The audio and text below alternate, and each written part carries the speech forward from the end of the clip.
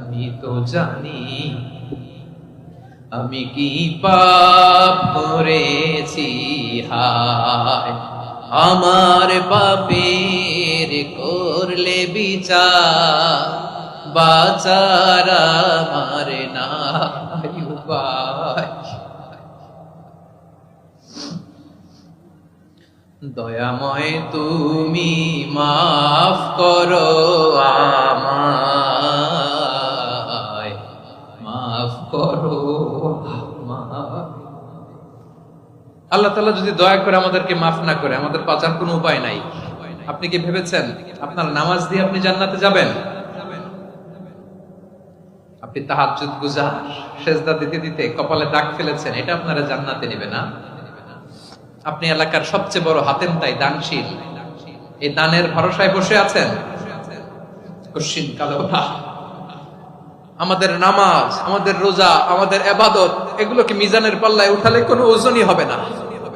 তবে আমাদের একটা কৌশল জানা আছে, আমরা আল্লাহর রহমতের ভিখারি।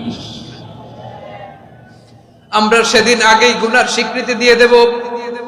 আমরা বলবো, আল্লাহ তুমি প্রশ্ন করার আগে তোমার একটা কথা বলি, আমারে কিছু জিজ্ঞেস করো না, আমি সব করেছি। এমন কোন পাপ নাই যে পাপ আমারে দিয়ে হয় নাই।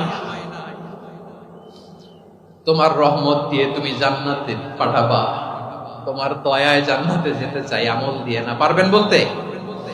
কিয়ামতের দিন আমরা বলবো, আল্লাহ আমার আমল দিয়ে জান্নাত চাই না, আমি তোমার দয়া দিয়ে জান্নাত চাই।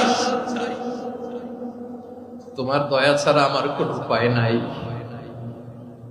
কারণ আল্লাহ যদি বিচার করে, বাঁচার কারো উপায় নাই। আল্লাহ যদি বলে ফেলেন তুই এটা করলি কেন, ওখানে গেলি কেন, কোরআনে 1000 বার নিষেধ করলাম তারপরেও এই পাপে জড়ালি কেন, এরকম প্রশ্ন ছুড়ে দিলে আমার উত্তর আছে? বাঁচার কোনো উপায় আছে? রোজ হাসরে হে আল্লাহ আমার করোনা বিচার, আল্লাহ করোনা বিচার,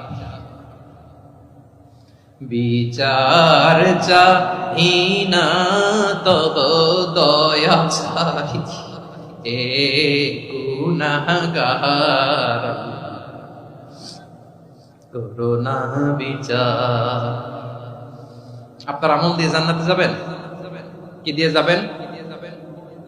আল্লাহর দয়া দিয়ে। আল্লাহর রহম আর দয়া ছাড়া কেউ জান্নাতের চেহারাও দেখতে পাবে না।